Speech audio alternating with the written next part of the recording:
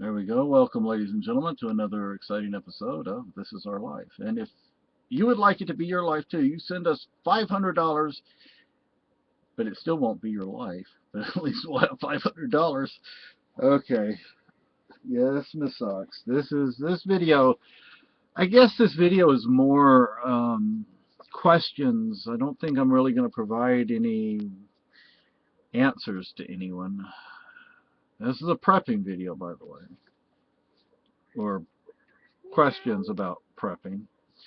I just watched the survival nurse's video on dealing with narcissists. It was a very good video. I would...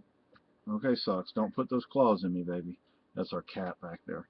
John just woke up. No, hey, Because John. I moved the chair. No. He says, hey, mother. I liked your video. I would like more detail and more examples on dealing with narcissists, but I know you only have so much time to do so much. By the way, we happen to have 2 copies of you and your husband's book. We don't know where the first edition is, okay? Because what we wanted to do was send it to our daughter, or adopted daughter, down in Texas, but we have to find it before we can send it to her. We probably put it away because we got the second edition, and I guess we didn't see the point in having the first edition and the second edition up here. But anyway, I basically have some questions for you and for, I'm just looking, I got some for you and others. I'm going on and on without getting to it. Prepping, survival, when you know what hits the fan for the elderly, the disabled, the infirmed, what do? I mean, you take my wife and I, for example, could we bug out depending on the situation? Yeah, not really. I would be better able to go out and do things like, food. Food. I could go out and hunt. I don't know how to hunt. Hey, John, cat. Yeah, our male. Yeah, our cat John. He could. Well, he'd eat it too. I mean, he could catch some chipmunks and maybe a squirrel or two. But anyway. Maybe something bigger. Yeah. He's got an attitude. What would people like my wife and I do? We would bug in. We would have to shelter in place. Hey, you. Could that's my wife in the background, by the way. Could if it were just me, or if it were me and my wife did not have the issues she's having to deal with that we're having to deal with, then she could bug out. I mean, I'm not gonna ever say that bugging out would be comfortable, because it wouldn't be. I mean, if I used to backpack. Was it comfortable being out there for a week or two with no shower, eating the food that I enjoyed it. I'm not going to say I didn't enjoy it, but imagine having to live that way for week after week, month after month, having to build a shelter and, locate food and all that kind of stuff. It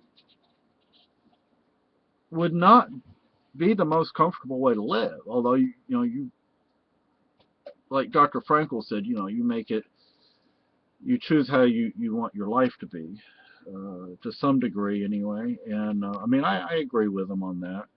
Once I met my wife, I became a happy person. But what would people like us do? I mean, what would people suggest we do? I'm not going to go into any sort of detail about our prepping program or anything like that, because People don't need to know all the details. But what? It's none of their business. No, it's none of their business. But Don't get smart on me either.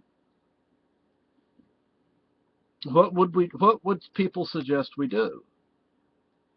I mean, physically, could we get out there and walk? Not for. See, this is the hard part. One of us could do certain things, the other can't. So, yes, I could put on my Alice gear and my Alice pack, and I could go out there. It would be difficult at times, at other times very difficult, but I could do it. My wife, on the other hand, no way.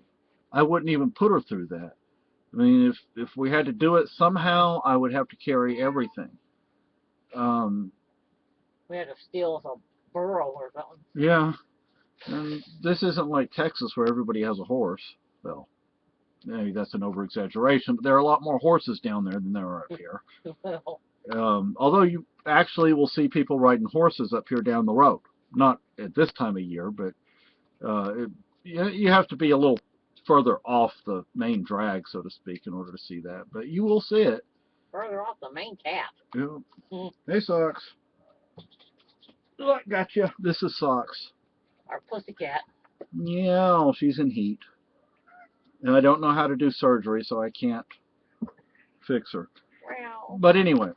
Kitty. Would it be nice to have a horse, a couple of horses? Yeah. But that's not going to happen. And one thing that I was hoping we would get for a wedding gift would have been some land and a cabin or two, because there's actually was one available with like 5 cabins on it. And I think Coos, I don't know how you say the name of the county, C-O-O-S, but it's pronounced funny.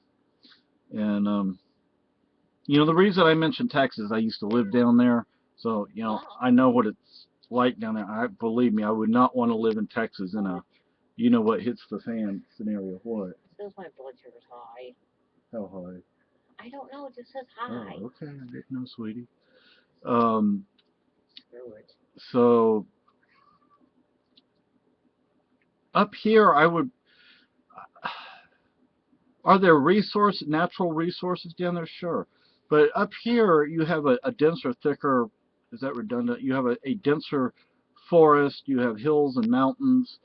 Harder area to live in. Well, the thing is, the resources of it, you don't have that 100-degree weather for 6 months out of the year with no rain.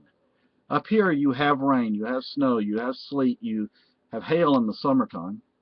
Sometimes. You know, sometimes.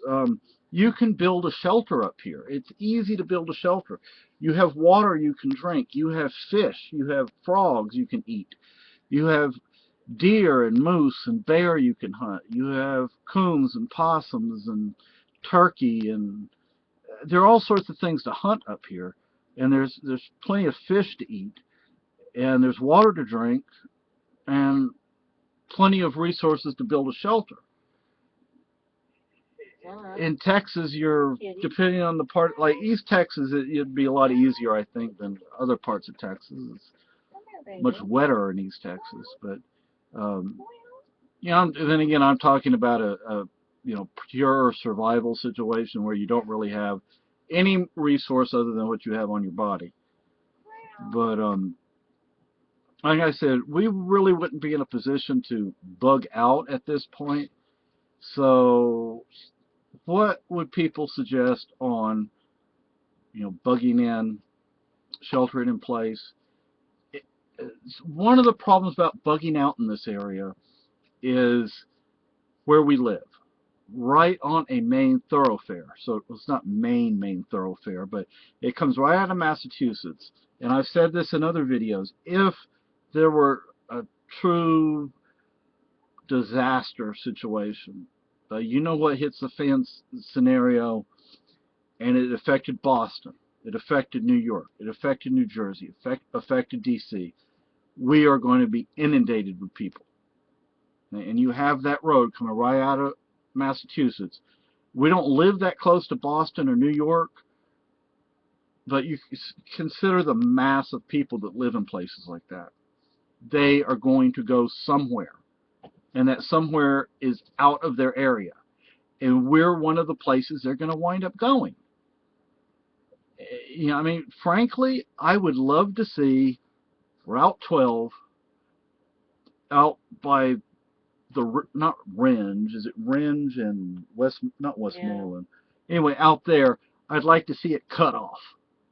Don't let anybody in, you know, and cut it off. Allow it to come out of Keene, but don't let it, you know, right here, cut it off in town. They're not going to do that, of course. But if there were a disastrous scenario, I could actually see us doing that.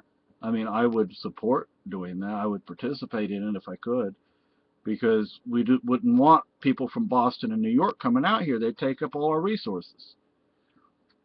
And that may sound cold to some people, but tough shit. You know, are you going to survive, or are they going to survive? I think in the end you're going to decide that you're going to survive. And you're going to do what you have to do to survive. Right out the road. You know, like in New Orleans, when Katrina hit, there was that one town, and they blocked that bridge off. Anybody who tried to get through, they had shotguns and rifles. They said, "You're not coming into our town." And that's the same thing we would do here. But I don't know. For people that have physical disabilities, mental disabilities, health issues, etc., what would you do? What would you suggest people do so they would survive the situation, whatever the situation is, regardless of how long if it was the next 20 years, or if it was just for a few weeks or a few months, or a few years or a decade, whatever. What would you do? Thank you.